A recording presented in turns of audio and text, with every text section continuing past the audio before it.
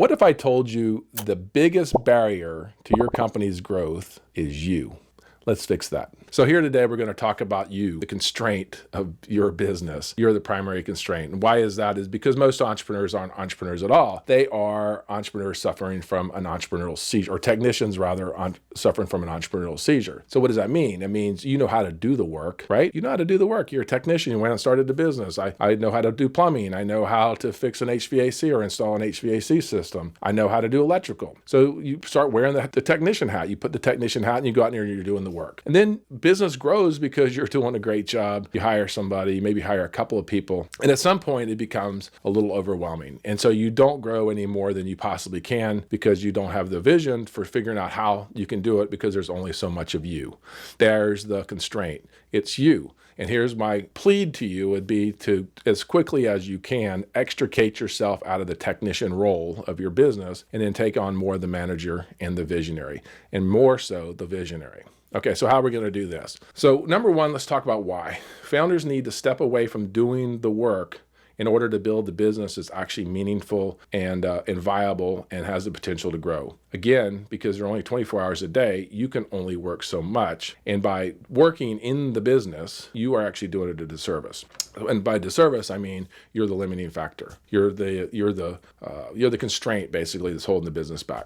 So what we want to do is we want to replicate all the stuff that you do in a system or be able to delegate it to other human beings. So your movement will be away from doing the day-to-day work, and I want you to be focusing on growth, where your business is going, the visionary work, the third part of the three-legged stool, the technical work, the manager work, the visionary work, actually the most important. But here's the interesting thing, it doesn't get done because it's not urgent.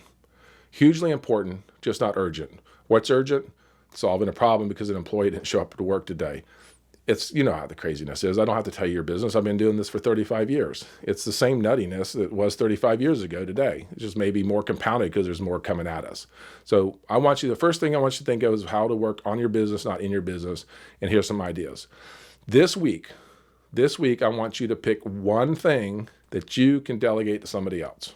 And what does that mean? That means somebody else takes that task off of your shoulders. This can be done a couple ways.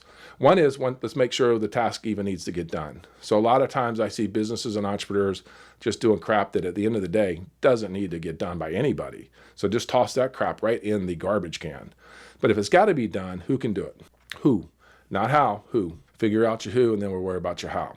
So your ideal who is somebody who can just take it off your plate without you having to do anything.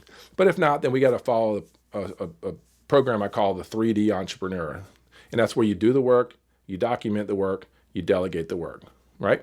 So doing it means you've done it. You're already doing the work. So this is pretty easy. Now all you got to do is say, show somebody how you're doing the work. The best way to do is grab a video camera and do like I'm doing right now, talking to you.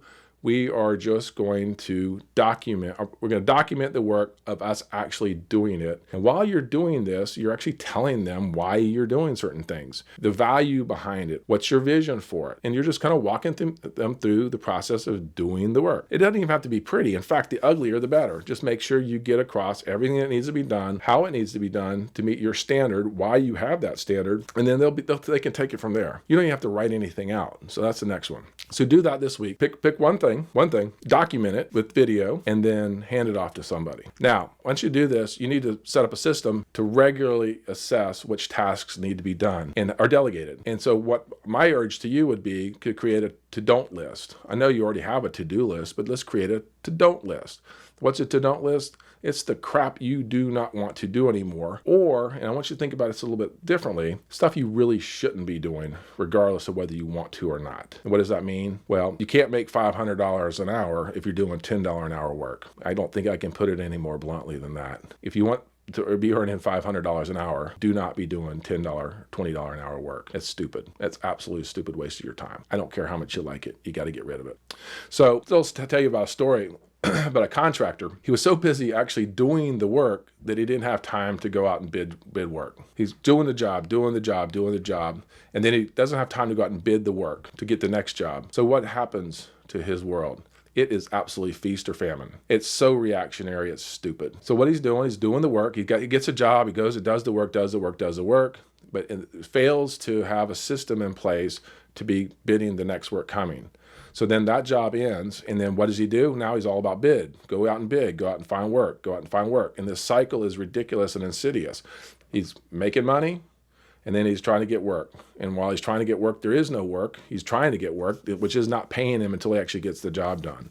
What's the better solution? Create a system to where you're always selling, always selling. Now, the same thing can be argued about employees, always be hiring, but we'll talk about that in another video. So here, what we're going to do, the action item for this week is we're going to pick one item, you're going to document it, and then you're going to delegate it. You're going to become a 3D entrepreneur. Now, in the comments below, let me know what you did. If you need some help with this, of course, reach out to me at markwrichards.com, and let's see if we can jump on a call and help you solve this problem really quick. But the number one thing for you to keep in mind is you need to be working on your business, not in your business, and you need to be doing this all the time, not just as a one-time thing. So what my goal for you would be is that within a year, you're not doing 90% of the stuff you're doing now. Somebody else is. And your business is 2, 3, 4 times, maybe 10 times bigger than it is now. But you're not feeling the stress because you have the systems in place to make that work without it being completely a nut show, right? I'm Mark Richards. I'm a coach to business owners like you, particularly blue-collar entrepreneurs whom I love working with. If you got a business that's driving you crazy, let's talk and see if we can't make it exactly the business you want with the autonomy and freedom you want to be, do, and have the life that you are meant to live.